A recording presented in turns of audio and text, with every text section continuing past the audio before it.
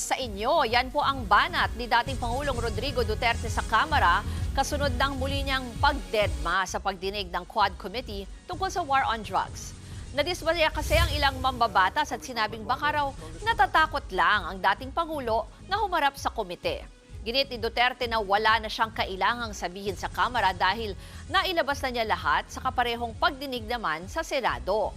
Sabi pa ni Duterte, wala umano siyang natanggap na imbitasyon para sa pagdinig kahapon. You don't scare me a bit. Galing na ako pagka-presidente, huwag nila akong ganunin. Galing na ako sa Congress. Mayor ako, congressman ako, presidente na ako.